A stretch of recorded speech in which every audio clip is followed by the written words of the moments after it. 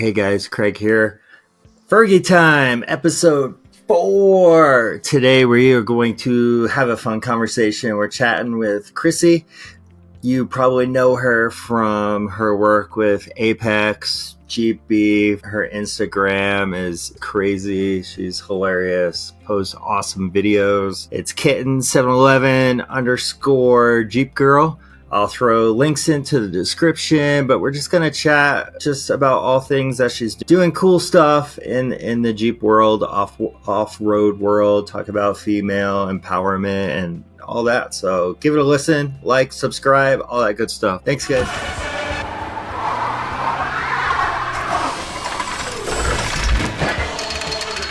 Hey guys, welcome. Fergie Time, episode 4.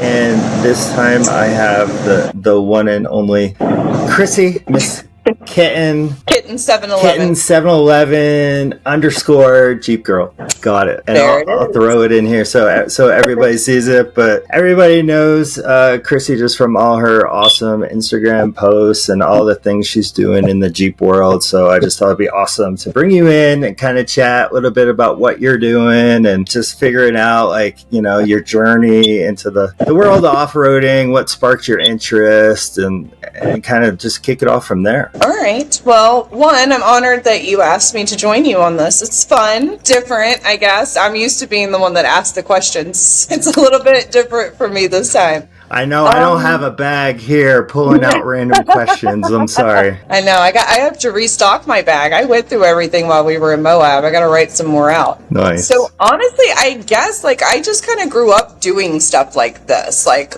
off-roading and four-wheelers, trucks, just always out and about in the country somewhere. So it's just always been like a part of who I am. Jeep is just something I've always wanted since I was younger, had kids in my early 20s. So we did the mom thing for a hot while. And then, I decided, well, it's time. I got an '08 JKU Rubicon, and it actually used to be maroon in color. It has gone through that much of a transformation. So that's your Jeep right now? Is Yep. it an '08? Yep. Oh, that is cool. Yep. It's what, a 10-year build at this point. I've been perfecting this thing for 10 years. It never ends, right? It's automatic, and it's got an LT1 engine conversion in it.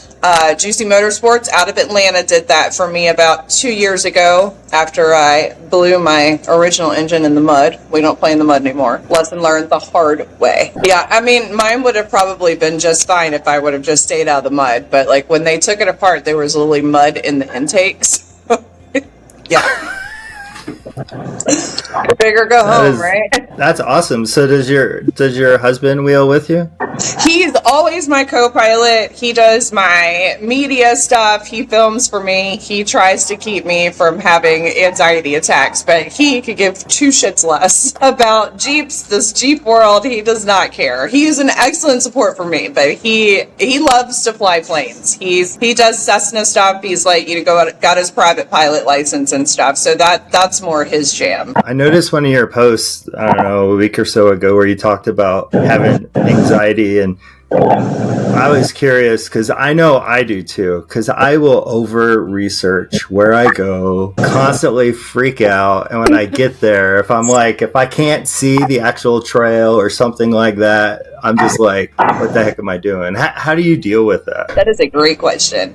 It all depends. I honestly have had a really great support system with it, so I will say that. And my desire to not want it to be something that holds me back, honestly, it was triggered by a really just bad moment. My very first time I was ever going to go rock crawling, I was already a little nervous anyway, and the day that we went, I had just found out that the little girl who was just like my daughter, she was 18, she had taken her own life. So when I found that out and we're kind of up there and my nerves kicked in, I just went into a full-on panic attack. I couldn't breathe, I couldn't feel my legs, I was crying, I couldn't get my breath. And so I think that just became, anytime I went to rock crawl, that moment just seemed to come back. that. Like, so if I got nervous, I feel like I just have to keep fighting that off. And it's like, I love doing it. So I'm not about to let it stop me. You know, I definitely, like, I have spotters who are extra patient with me. My husband's really patient about it and understanding. And you know, a lot of it's seat time too, just kind of learning my rig after each new upgrade, like how I feel stable, because a lot of it's more like I'm scared, like I'm going to flop or roll. So it's like when I feel like I'm doing obstacles like that is really when I like start to get nervous. So taking deep breaths, you know, reminding myself that I'm okay. This is not, you know, that moment in time. Definitely I will tell you. So I went to EJS year before this last one, and I don't fully remember which trails we did, but like I loved it. It was my first time there, and I just felt like Moab just had like this really special energy to it. Like I can't really describe it. I just feel different there. Like I love the frequencies, and like this time I really wanted to do scenic trails. Like I'm not out there to prove myself to anybody. I don't have to go do the harder stuff. I want to see this stuff.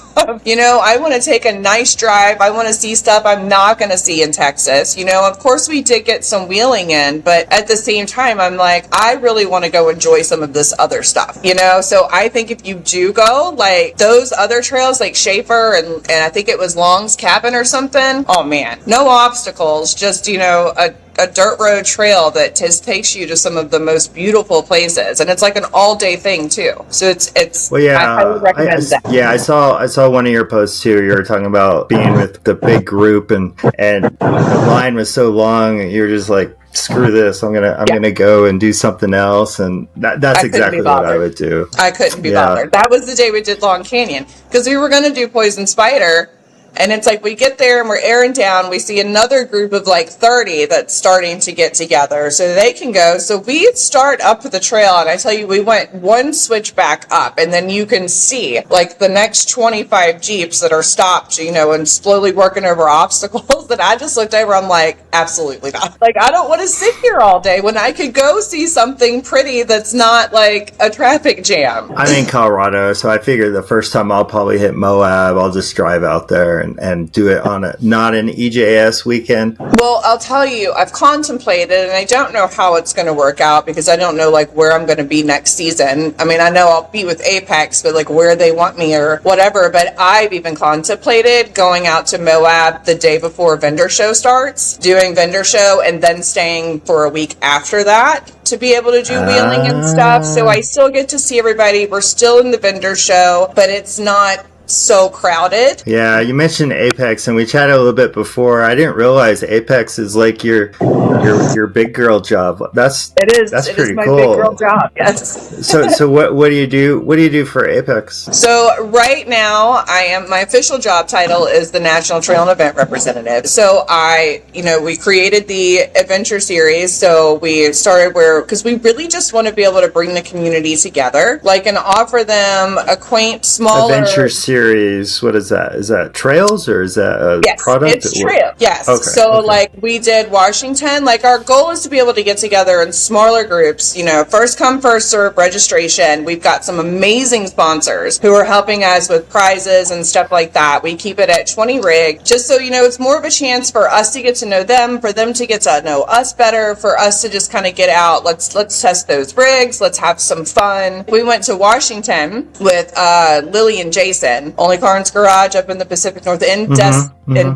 Desi Day. I call her Desi Day, like Lily does. Pacific Northwest Jeep Girl. That was our first stop, and it was beautiful. We did a snow run that day, and then I stayed back, and then the next day, like just a smaller group of us went out into LB and did some trails. Yeah, but I mean, the overall purpose of it is to just kind of get in the community more and offer an event that's not so large. Like if you want to come wheel with someone that's helping us co-host, then you get to wheel with us. Like we're not gonna say, hey, like, you know, the 10 of us are taking off, you guys, you know, find a trail lead. No, like we want everyone to be with us. Like that was the whole point. That's cool. So when you come to Colorado? We are hoping next season. Chatter has been that, you know, the response has been just amazing to this so far. So we're looking at adding 3 more stops next season. That's our goal. Hopefully it stays that way. And Colorado is one of the ones that I know we've discussed possibly adding. So besides Apex, you also do stuff with Jeep Beef, right? We were talking I about do. their new line. So what do you do with Jeep Beef? Well, I help run the socials, so the pages, obviously, the Brand Warrior program, we call it Brand Warrior, not really ambassadors. My official title, we like to call it, is the Chaos Coordinator, because it is sheer chaos at all times. It's just craziness all the time, because we're always trying to reinvent something that's going to work for this community. You know, we're always trying to constantly strive to bring stuff that speaks to the off-roader, and like definitely trying to revamp our website so that we can offer some of our favorite products that, you know, we know our brand warriors have tested out, or we've tested out ourselves, to where, you know, you can purchase them from us as well. So we've got a lot of great stuff in the works. So is Jeep Beef mainly apparel, or do they do other stuff as well? We do on our site now actually already carry some stuff. Like we do carry Apex. I'm pretty sure we also carry Combat for sure on there, but we have a couple other upgrade brands that are on the website now, and we're looking to just continue to add to that. And we were chatting before about their new side hustle, I guess. I don't know what you'd call it. The Seven extension Nation of the brand. We'll go with there that. It's you an go. Extension of the brand. So Seven Nation. What's that about? That is really just about us trying to be able to bring in just a little bit of a revision of the lifestyle, I guess. You know, another clothing option in the community. You know, we've got we're designing things just a little bit different than what we had done with the Jeep Beef brand. So it's really just kind of just being able to play around with some other areas in the community, I guess, is a good way to put it. Like offering different designs and stuff that we don't really see everywhere else, and just kind of a spin on freshening up the brand a little.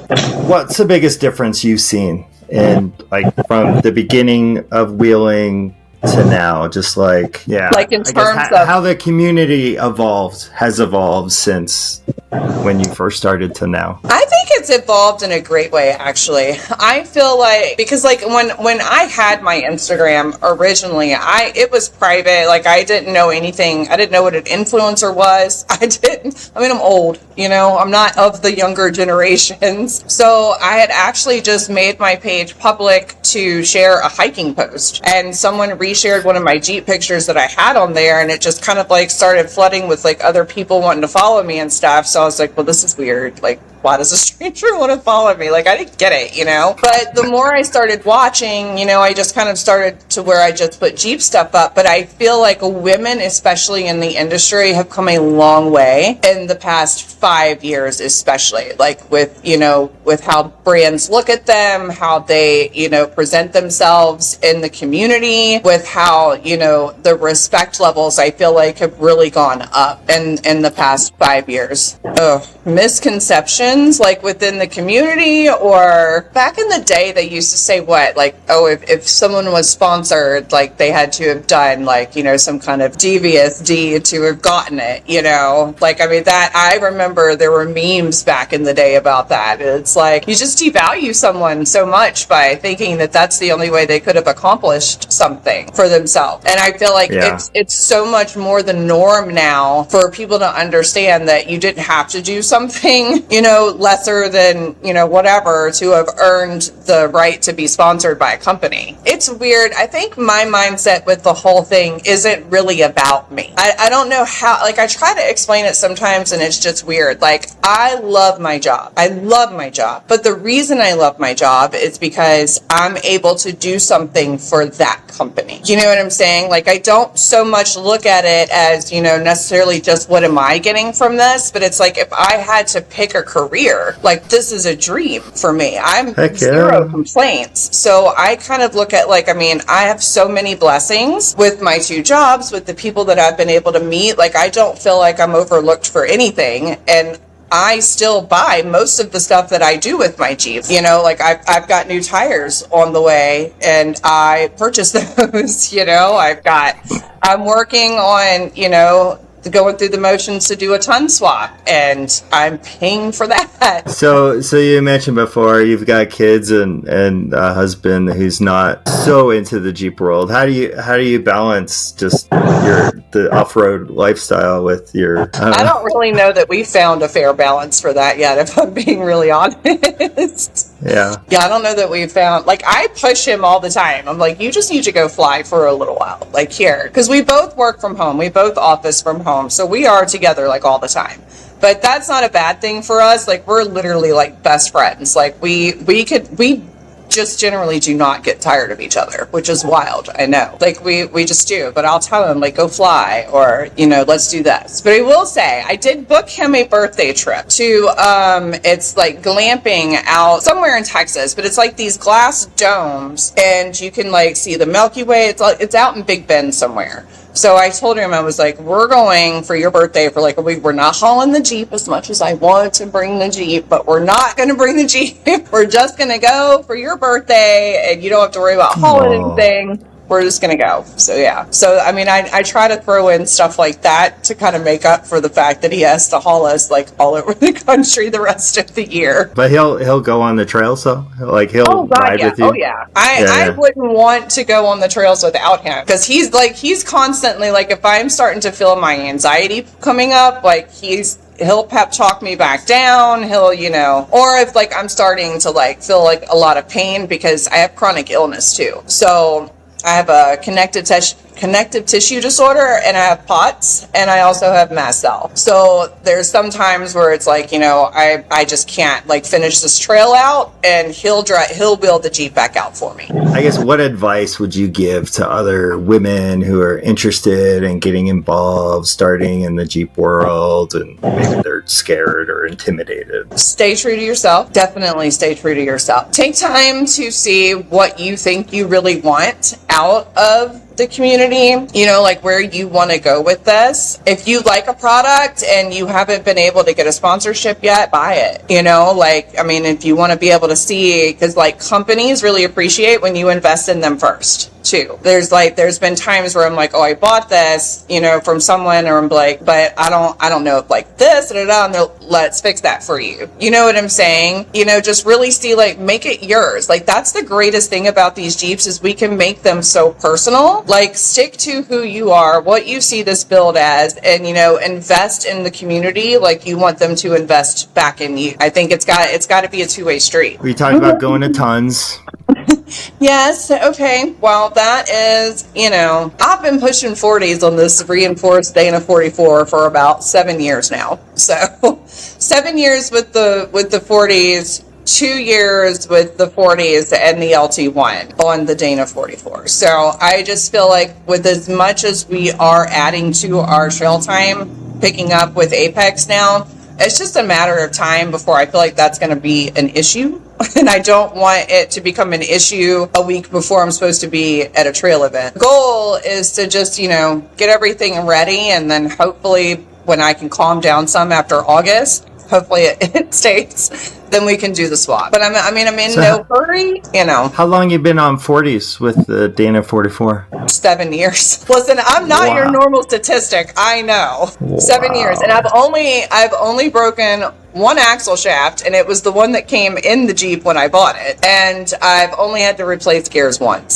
So now's the fun part. I'm going to ask you some random questions. And just give me quick fire answers. First thing comes to mind. I'll let you think about the last one. But oh my God, I'm not good at being put on the spot. Is this how people feel when I do my Say What episodes? Probably. The tables are turned. What's your least favorite food? Least favorite food? I'm such a foodie. What is my least favorite? Cooked spinach. Coffee or tea? Coffee. Dancing or singing? Can I say neither? Because I have a talent for neither of those. What? I could see you tearing it up at the karaoke bar, I'm sure. Absolutely not. I can't carry a tune in a bucket, man. It's terrible. It's terrible. I'm not even going to pretend like I can. Like, it's just not good. My husband can sing. Like, really great, actually. That's how we met. He was the lead singer in a band. But this girl right here, absolutely not. Netflix or YouTube? Netflix. Some kind of crime something or another is where we left off. It's always murder documentaries for me. What's the silliest nickname you've ever had or given someone? Mutt. My dad used to call me Mutt when I was a kid. Are you an early bird or a night owl? Can I get somewhere in between exhausted pigeon? Because I don't know. Ideally, Well, because I know you said you were up till like 2 a.m. last night, so I'm like, is that being a night owl or just waking up at 2? Yeah, that's what I woke up at 2. So like the thing of it is, like, part of my chronic illnesses like obviously affect like my central nervous system, my adrenal glands, stuff like that. So I have a really hard time falling asleep anyway. And so I think last night I fell asleep at like 11. And then I tossed and turned until like 2 a.m. and I was just like, it's just that's all I'm getting tonight. If you could have a celebrity as your best friend, who would it be? Oh, I'm going to be that weird girl who doesn't really pay attention to celebrities. No, I want Dwight from The Office. Yes. 100% Dwight. Oh my God, yes! What? That's awesome. I need the bobblehead. That is the greatest. Which time period would you visit if you had a time machine? Oh shit, the 90s. Can we just stay in the 90s? Like, seriously, the 90s were the best. The best. Yeah, I'd stick 90s all day long. All right, last one. If your life had a theme song, what song would it be? DMX. Y'all gonna make me lose my mind. Well, thanks for hanging out with me. I really appreciate it. It was awesome getting to know you a little bit better, and I'll definitely throw the links into descriptions to hit you up on Instagram. And man, 120K followers. That's freaking awesome. You're like a rock star. Thank you. I don't know about all that, but yeah, I know that much. I love this community. I fully believe that Jeepers are just they're a special type of folk, and I love that I get to be a part of it. I really do. All right, guys. Hope you like that show. Chrissy's awesome, and it was exciting getting to chat with her. Yeah, guys, if there's someone else you would like us to chat with, let us know. And subscribe, check out fergiethejku.com. And if you have any questions, let me know. Appreciate you guys. Thanks.